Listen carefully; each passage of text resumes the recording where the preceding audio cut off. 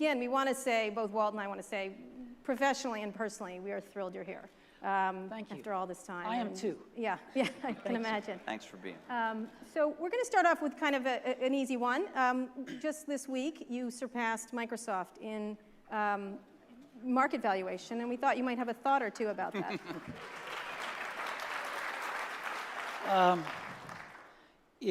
For those of us that have been in the industry a long time, it's surreal, but it doesn't matter very much.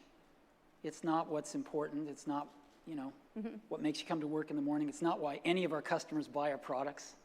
So I think it's good for us to keep that in mind and just remember what we're doing and why we're doing it. But I just have to But ask it is a little surreal.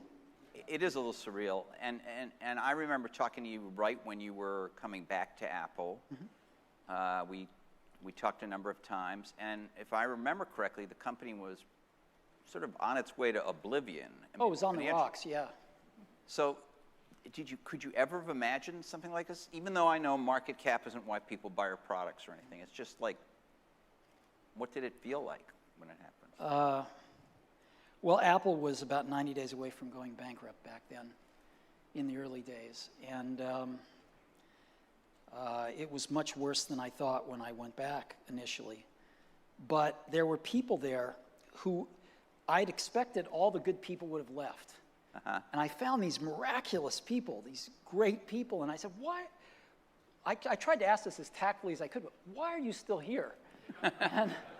and a lot of them had this little phrase. They said, because I bleed in 6 colors. Yeah. Which was the old 6-color Apple logo.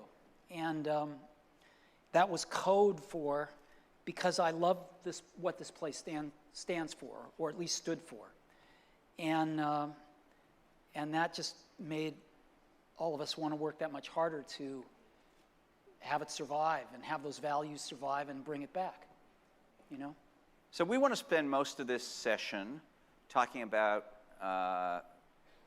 your thoughts from your really interesting position, because the conference is sort of about the juncture of technology and media, and you're sitting there right at that juncture in a lot of ways. I want to spend most of the session talking about where you think things are going in the future. But there have been some controversies lately that we want to ask you about. And I guess I'd start with Flash. Mm-hmm. And your sort of war with Adobe. So you published a long, open letter, something like, what did you call it, Thoughts on Flash or something like that? So you've clearly stated your case there. But even if, here's my question, even if everything you say in there is true about its inferiority as a technology and other things being available to replace it and already replacing it, is it really fair or the best thing for consumers who buy, say, an iPad or an iPhone to just be abrupt? In other words, if we're in a transition where there are better things in Flash, why be abrupt and cut off consumers? Sure. Well, 2 things. Number one, I'll come back in a minute to what really happened there, because what you said isn't exactly chronologically correct. But Apple is a company that doesn't have the most resources of everybody in the world. And the way we've succeeded is by choosing what horses to ride really carefully, technically. We try to look for these technical vectors that have a future and that are headed up. And technology, different pieces of technology kind of go in cycles. They have their springs and summers and autumns, and then they go to the graveyard of technology. And so we try to pick things that are in their springs. And if you choose wisely, you can save yourself an enormous amount of work versus trying to do everything. And you can really put energy into making those new emerging technologies be great on your platform, rather than just okay because you're spreading yourself too thin. So we have a history of doing that. As an example, we went from the 5-inch floppy disk to the 3.5-inch floppy disk with the Mac. Before other people, right? We were the first to do that. We made the 3.5-inch floppy disk popular. Sony invented it, and we put it in the first products. And there were some good reasons we did that. We got rid of the floppy disk altogether in 1998 with the first iMac. We also got rid of these things called serial and parallel ports, and we were the first to adopt USB, even though Intel had invented it. You first saw it in mass on iMacs. And so we have gotten rid of things. We were one of the first to get rid of optical drives with the MacBook Air. And I think things are moving in that direction as well. And sometimes when we get rid of things like the floppy disk drive on the original iMac, people call us crazy. Or at least premature, maybe. No, they call us crazy. Oh, okay.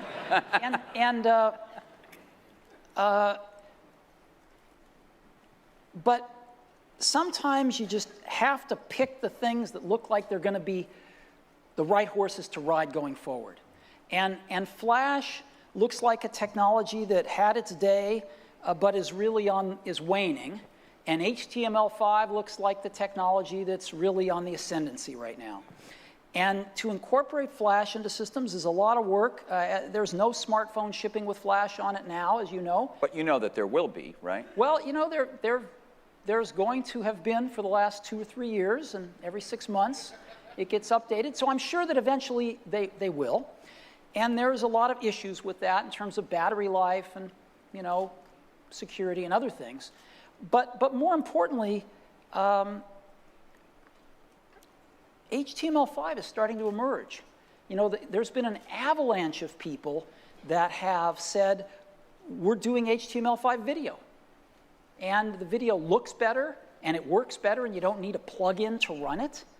And so while 75% of the video in the web may be in Flash, you know, 25% going to 50% very shortly is also available in HTML. So do you say that to consumers? I mean, Yeah, but it's talking, besides technology, it's No, consumers. I think consumers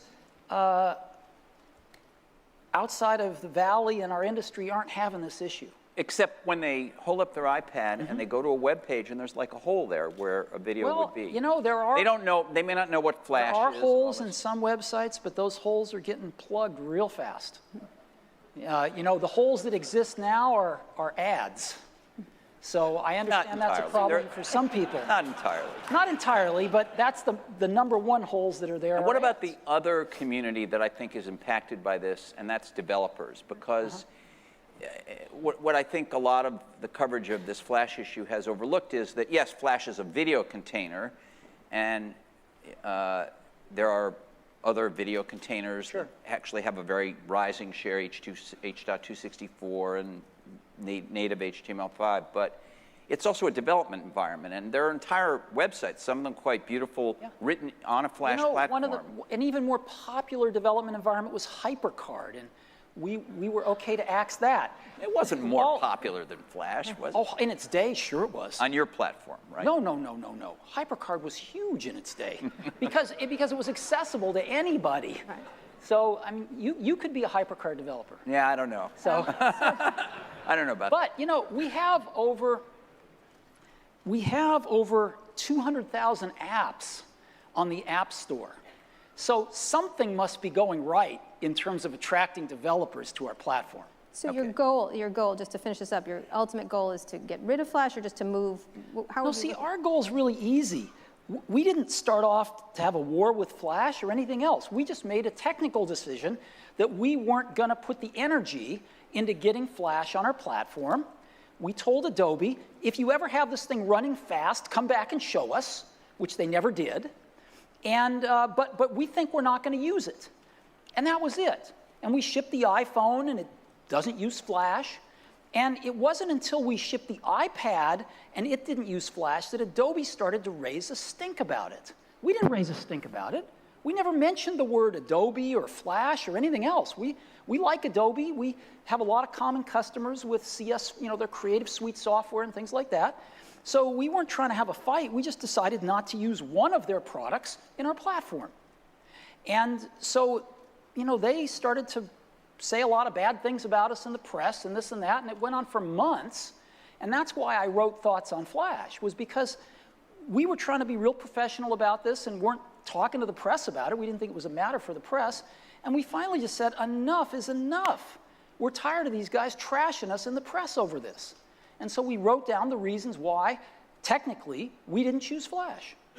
And they are just as true today as they were when we wrote it, as they were 6 months or a year before that. And what would happen, just so this, I promise, we're going to move on to the next thing you don't want to talk about, but on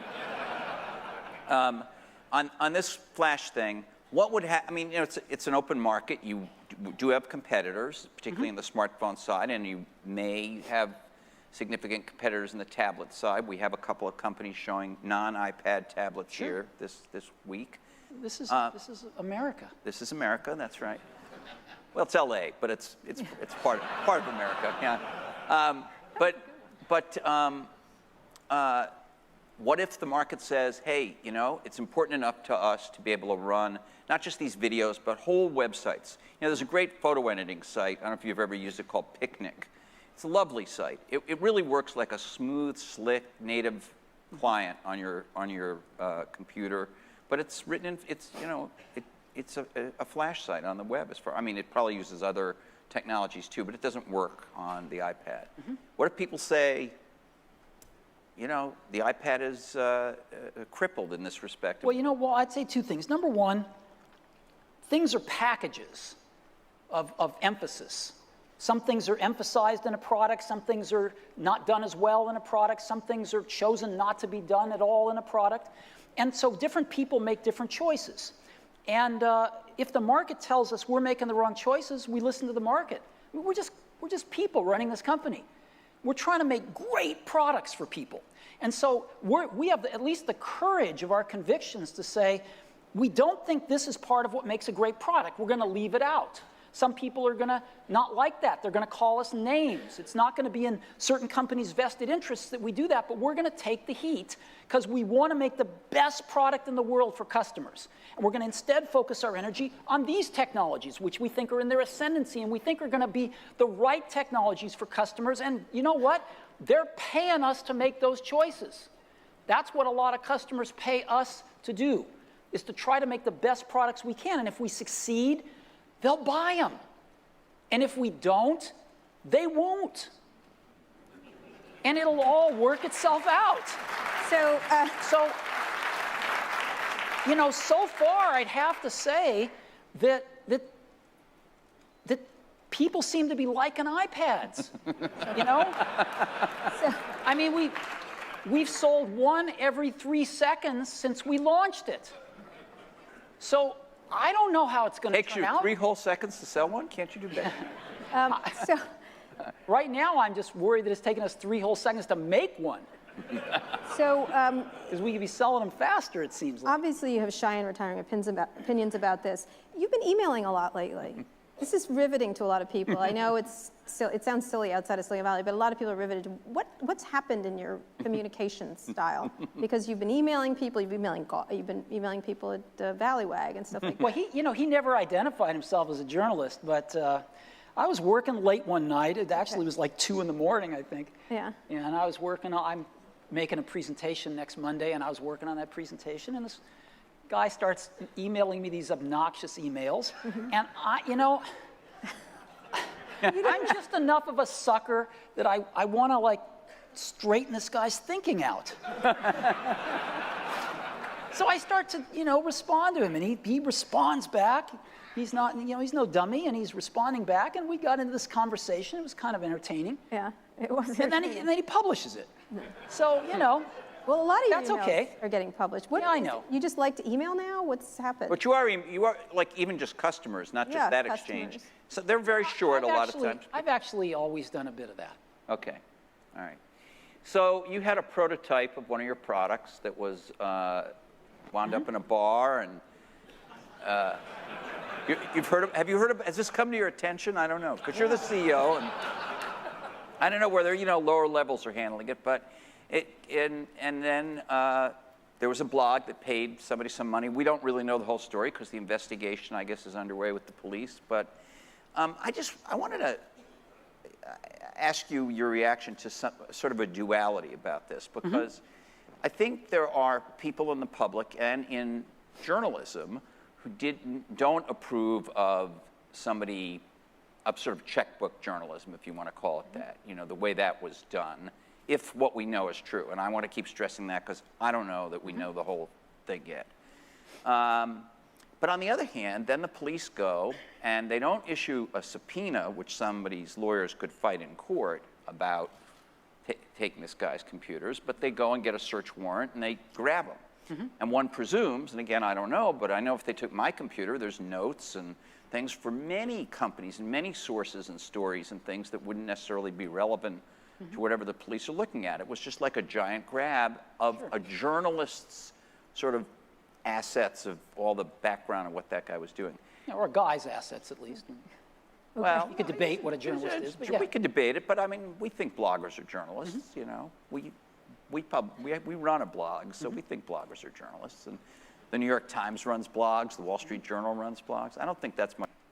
And we come into work wanting to do the same thing today as we did 5 or 10 years ago, which is build the best products for people. You know, there's nothing that makes my day more than getting an email from some random person in the universe who just bought an iPad over in the UK and tells me the story about how it's the coolest product they've ever brought home, you know, in their lives. That's what keeps me going. And it's what kept me going 5 years ago. It's what kept me going 10 years ago when the doors were almost closed. And it's what will keep me going 5 years from now, whatever happens. So I don't see why you have to change if you get big. Well, but it isn't about you changing, but are you going to be in different businesses? I mean, as you pointed out yourself, 3 years ago you weren't in the phone business. Who knows? You do. You No, have we some we idea. don't know. You know, Come on, Steve. You don't have any thoughts about whether there are Look other. at our- Like you're going to become. Apparently, you're going into the ad business. You were never in the ad business. That's a new business for you, right? sure. We're going into the ad business because we want to help our developers make some money so that they can keep providing free or really low-cost apps to customers. That's why we're doing it. We're not going to make much money in the ad business. We're doing it for our developers. And why wouldn't you just allow? Why wouldn't it be just okay for other people who are already in the mobile ad business or are moving into it to have done it, rather than you go and buy this company? Oh, because we don't think they're going to be able to make our developers as much money because the way they're going about it sucks. Okay. You know, you get a mobile Always ad. temper it. He is And you're not letting it slide here. You get a mobile ad and you touch the banner. See, let me start at the beginning. Go ahead. Something really interesting is happening on mobile phones. They're not mirroring desktops or laptop PCs, in that people are not spending their time searching. They're not doing searching anywhere near as much as they do on PCs. We've got all the data. We know this. They're spending their time in apps. So for whatever reason, if people want to find out that restaurant to go to, they're not going to their search engine typing in Japanese in Palo Alto. They're going to Yelp or whatever other app they want to go to find out if their airplane's on time or this or that or this or that. Right. And I don't know why it's different than on PCs. I think I do, but I'm not sure. I think it's because there never was one place with 200,000 apps where a ton of them were free and the rest of them were really inexpensive for PCs. I think this app thing's an entirely new phenomenon in my lifetime, in your lifetime. So I think people are using apps, well, we know they are using apps way more than they're using search. So if you want to make developers money, you put ads in the apps. Right. The ads in apps now are banners, Right. and you touch them, and what is the first thing they do? They take you to a web page. Yeah, they rip you out of your app, send you to the browser, and all of a sudden, if you're not interested in that ad, you've got to figure out a way back to your app. And even if you can do that, you've got to figure out in some cases how to get back to the exact place in your app. If you're playing a game, you're probably not going to make it back to the same place. So wouldn't it be great if mobile ads didn't take you out of the app, but rather took over the screen, gave you this great experience of an interactive ad, but also combining the emotion of television with video. And anytime you wanted, you could hit a little button, takes you right back to where you left off, right where you left off in your app. People would explore those You don't apps. have faith that anyone else can do it. Sure, but nobody else is doing it. And so we could build it into the OS so the apps don't have to do it. We can make it so that an app developer can add these interactive ads in their apps with 30 minutes worth of work versus working with every advertiser to do some custom thing in their app, which is crazy. And because we own the OS, so we can put it right in the bowels of the system. Could somebody else figure out a way to do that? Maybe they could, but they weren't, so we did. Okay, I think we need to wrap this up, but one theme that we want to ask everybody here, and one speaker at great length, is privacy. There seems to be this... Sorry, Mark. Sorry, I don't know if Mark's He's here, but... hey, Mark. So there seems to have been a spate of mistakes or, you know, false starts or things that have to do with privacy where companies have had to retreat, whether it's things with Facebook, things with Google Buzz. There was or Google's Wi-Fi collection recently. Yeah, that Wi-Fi collection, that inadvertent, yeah. Talk to me about that. How is privacy looked at differently in Silicon Valley than in the rest of America? No, Silicon Valley's not monolithic. We've always had a very different view of privacy than some of our colleagues in the Valley. We take privacy extremely seriously. As an example, we worry a lot about location in phones. And we worry that some 14-year-old is going to get stalked and something terrible is going to happen because of our phone. And so as an example, before any app can get location data, we don't make it a rule that they have to put up a panel and ask because they might not follow that rule. They call our location services and we put up the panel saying, this app wants to use your location data. Is that okay with you? Every time they want to use it. And we do a lot of things like that to ensure that people understand what these apps are doing. That's one of the reasons we have the curated app store.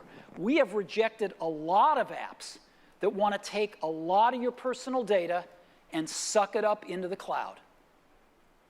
A lot. So we're really old. A lot of people in the Valley think we're really old-fashioned about this. And maybe we are, but we worry about stuff like this. But aren't you also going to be moving more into cloud-based things? Are we going to be moving more into cloud-based things? Sure. But and doesn't that inevitably get you? No. Privacy means people know what they're signing up for in plain English and repeatedly. That's what it means. I'm an optimist. I believe people are smart. And some people want to share more data than other people do. Ask them. Ask them every time. Make them tell you to stop asking them if they get tired of you asking them. Let them know precisely what you're going to do with their data. Okay. That's what we think. Thank you. Okay, why don't we open up the... We have a little, we're running a little late, but we certainly have time for some questions. I think actually you got there first, if I saw correctly.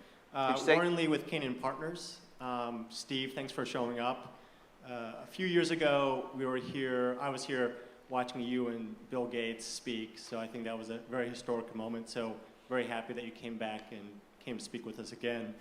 A few years ago, you gave a commemoration speech at Stanford to the graduating class. Now, a few years later, and a couple years wiser, would you add anything else to that speech that you gave a couple years ago? That's a good question. Oh, I have no idea. I have no idea. Probably I would just turn up the volume on it because the last few years have reminded me that life is fragile. So. Thanks. Over there, yeah. Hi, Steve. Chris Fralick from First Round Capital. The question is around Apple's terms of services, and there were some changes that were recently made around that made some of your developers think that Apple might want to exclusively own the analytics and the advertising business. And I just wondered if that is the case, and if it's not, could you help clarify when we might understand? Yeah, sure. We found a really interesting thing. We're real naive about this stuff.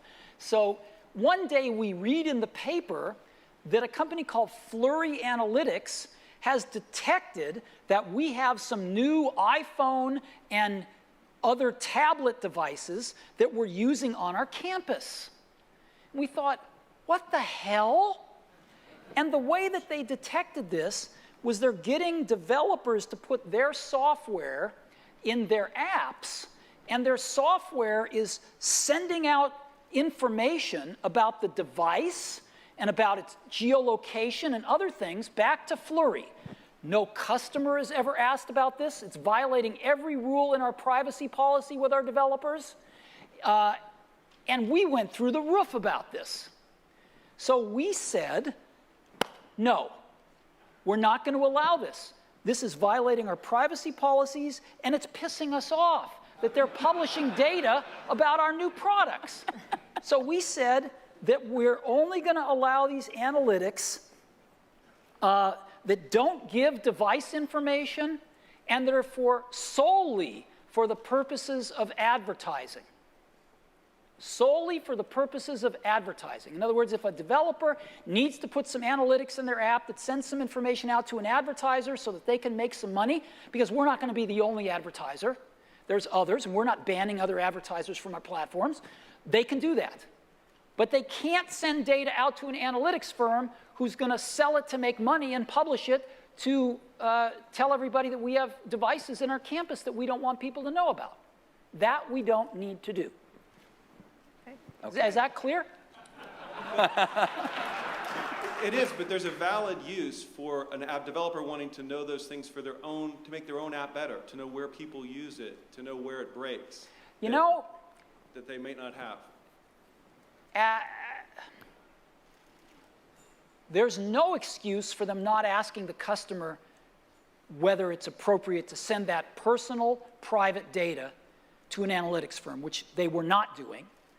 And secondly, after we calm down from being pissed off, then we're willing to talk to some of these analytics firms. Great. Thank you. But it's not today. He's good. He's doing good. All right. Hi, Michael Lambert. Hi, Michael. I'm an owner of Village Roadshow Pictures, which is a Uh-huh. film Oh, I know you production well. company. We have You guys Sex and make the some City great out movies. this weekend. And I also own movie theaters, 1,000 screens around the country, the 5th largest circuit in the country. So I'd like you to put your Disney hat on for a moment. Not that you have a Disney hat, but being influential in the Walt Disney Company. I'm a Disney cheerleader.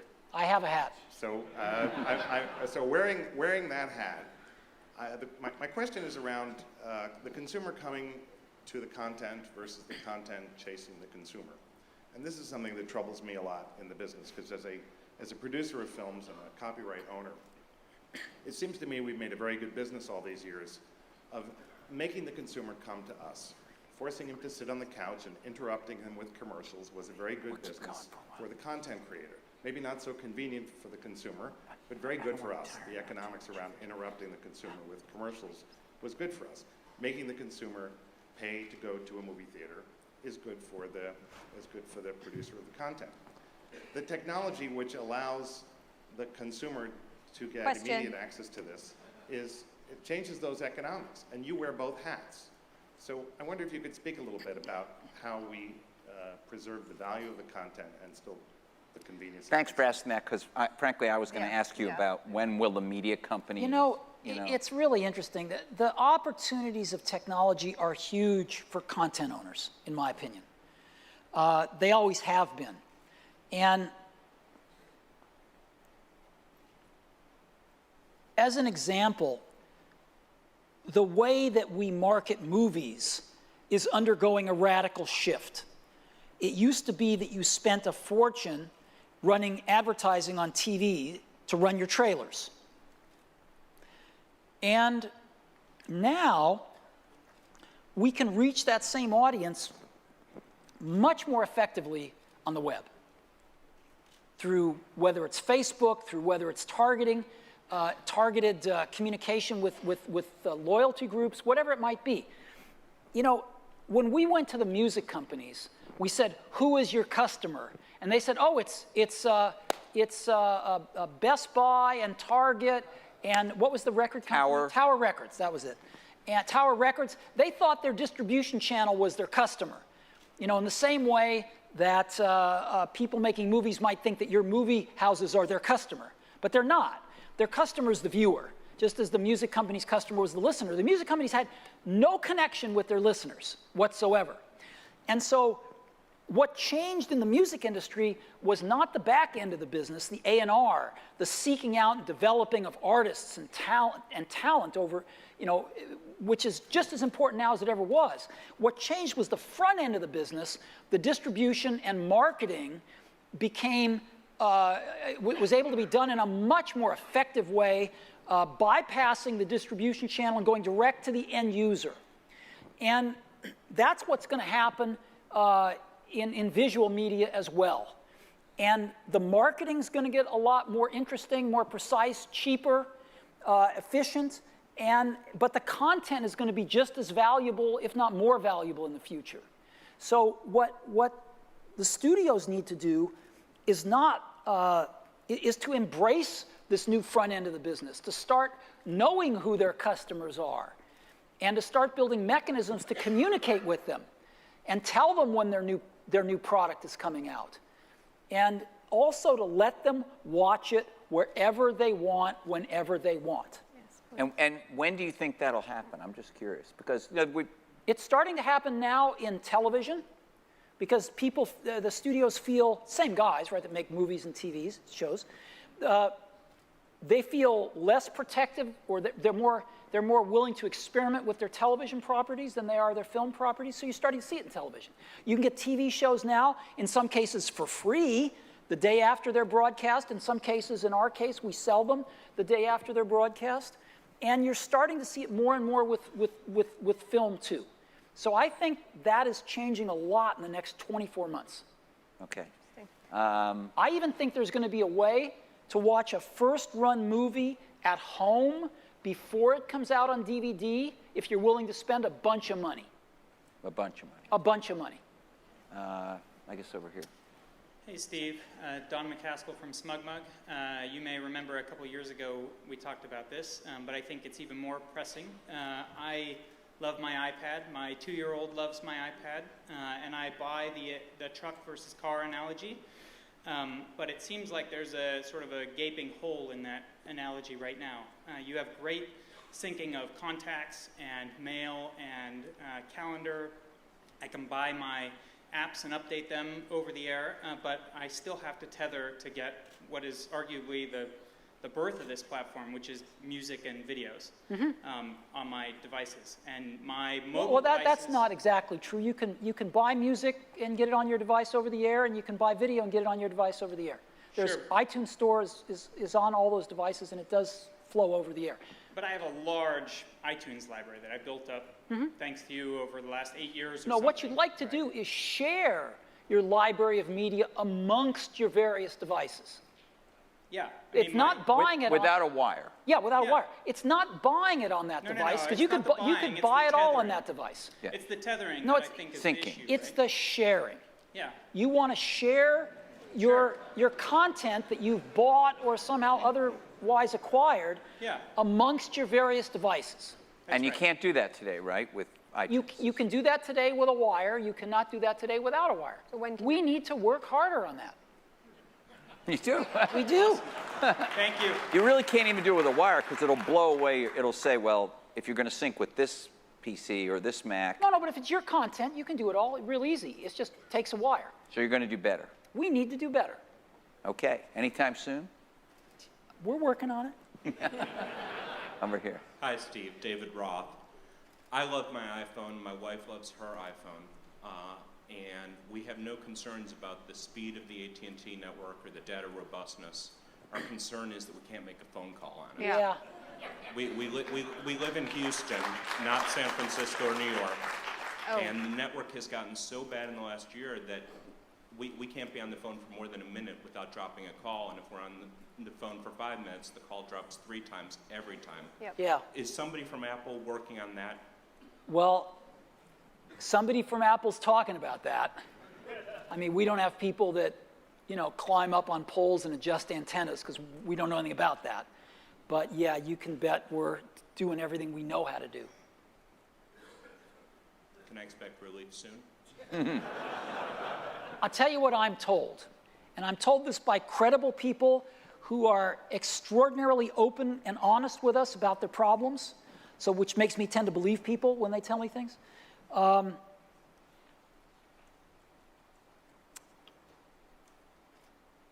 When I know little about this stuff technically, this is not my area of expertise. To make things better, people reallocate spectrum. They take spectrum that they weren't using or were using for something else and allocate it to this problem.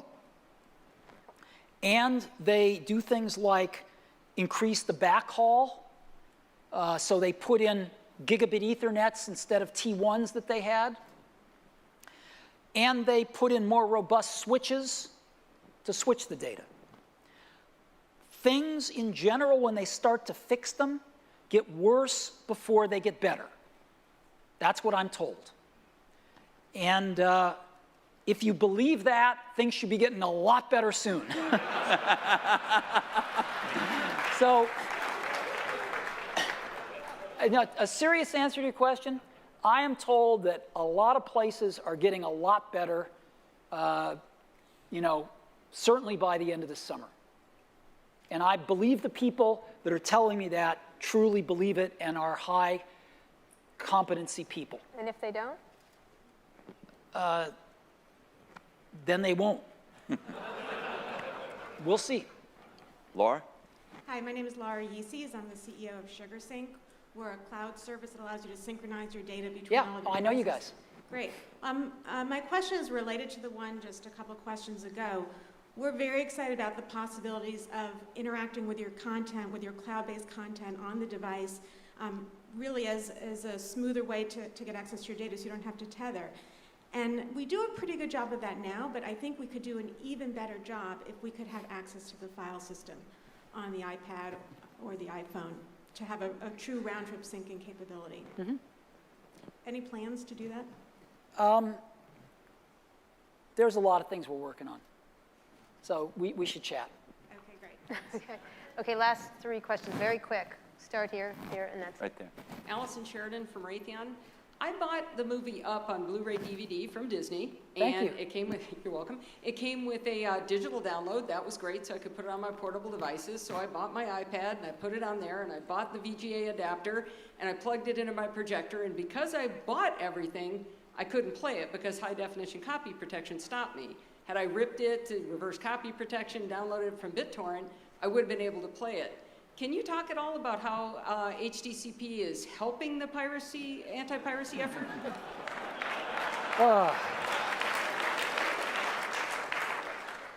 We didn't invent this stuff. But you did deploy it. Well, the problem is the content owners, and in particular Hollywood, doesn't want the same thing to happen to them as they saw happen with Napster to the music industry. So they are desperately grasping at anything they can to try to keep that from happening. Can't blame them. And it's not their business. I mean, they're not in the business of copy protection, they're in the business of content creation. So sometimes they grab the right straws and sometimes they grab the wrong straws. But if we want to host any of their content, if we want to sell any of their content, they are setting some of the rules about what we have to do, and if we don't want to do them, we try to persuade, but if we fail at persuasion, then we have a simple choice. I guess maybe explain the irony to them of their choice in that case. Yes, I understand, and I feel your pain. Thank you. Hi, Very Steve. quick. Shervin Pishavar from Social Gaming Network. I wrote you a letter when I was in 6th grade with a new design of a Macintosh, and I'm still waiting for my response. Seriously though, I think games are huge. I built my whole, on the iPhone and iPad, I built my whole company at Social Gaming Network on that vision. And I'd like to hear from you what your vision for gaming is on all of the new devices in the post-PC era that you've talked about. And I have a couple of suggestions very quickly on the iAd platform and on the social gaming network that you're launching. One is a unified platform for currency for games and apps. And two is similar types of offer platforms in iAd, like OfferPal, that have really helped take social gaming on Facebook to such big numbers. So what's your question? Your vision of social gaming. Your vision of gaming? Social gaming or gaming. Well, clearly iPhone plus iPod Touch have created a new class of gaming. And it's a subset of casual gaming, but it's surprising how good some of the games are. And some of them are even approaching console gaming in their sophistication and graphics. And the typical console games, as you know, the software costs $30 to $40 a game. On an iPhone or an iPod Touch, the games cost between free and, $3, $4. So the market's exploded. And we think it's terrific. We didn't set out to compete with Nintendo or Sony on their PSP, but we are now a significant part of that market. And it's not just the iPhone, it's the iPod Touch as well, which, as an example, the last holiday season, we sold as many iPod Touches as we sold iPhones. It doubled our volume. So it's not an insignificant player in this as well. And now we have the iPad, a third product on that same platform. And so it's proving to be really exciting in the gaming area. And there are now over 50,000 game and entertainment titles on the App Store. Many, many of them for free. So we take it very seriously. And we were the first folks to get OpenGL ES 2.0, 1.0 and 2.0 on a phone, and all of these kinds of things. If you have any other suggestions for us, I heard the two you made, let us know. Because we're trying to do the right things to enable more gaming and a lot of stuff in the social gaming The area. last one is the microtransactions. No, Shervin. Plenty. You can ask him yourself. Dan? I got it. Hi, I'm Dan Simpkins, CEO of Hillcrest Labs. Steve, what was a topic that was noticeably absent tonight in your talk was television. And you talked about how to make the iPad and the iPhone, you need to throw out the human interface in order to really make those products interactive. Do you think it's time to throw out the interface for television, the classic up, down, left, right, and bring in a new human interface to make television truly interactive? And if so, when is Apple going to do something in that arena? The problem with the television market, the problem with innovation in the television industry is the go-to-market strategy. The television industry fundamentally has a subsidized business model that gives everybody a set-top box for free or for $10 a month. And that pretty much squashes any opportunity for innovation because nobody's willing to buy a set-top box. Ask TiVo, ask Replay TV,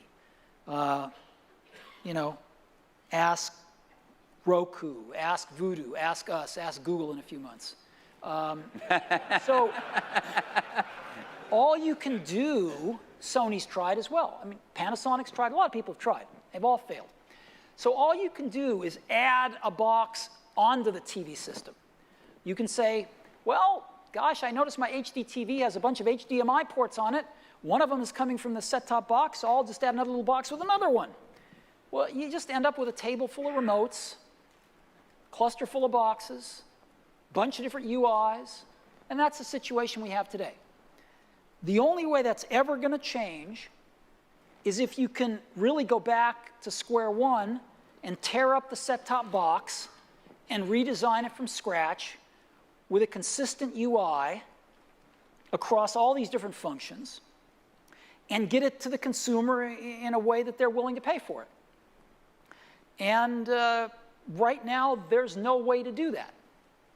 So that's the problem with the TV market.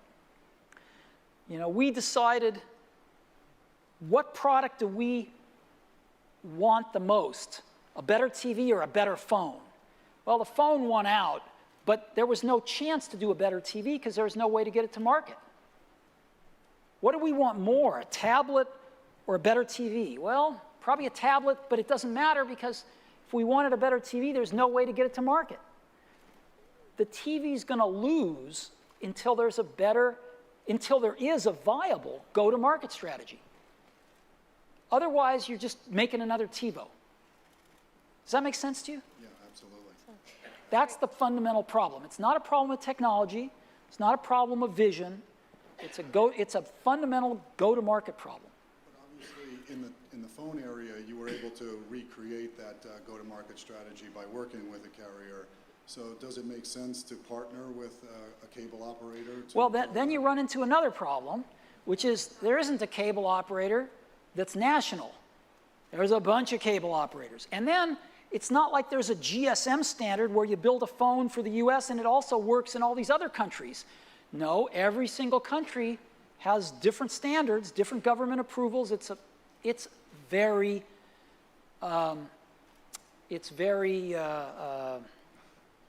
what's the right Daunting, word? challenging. Tower of Babel-ish, you know? Or that's not the right word, balkanized. It's very balkanized. So I'm sure smarter people than us will figure this out. But that's why when we say Apple TV is a hobby, that's why we use that phrase. Great. Steve, thank you. Everybody, Thank Steve you very Jobs. much. Thank you.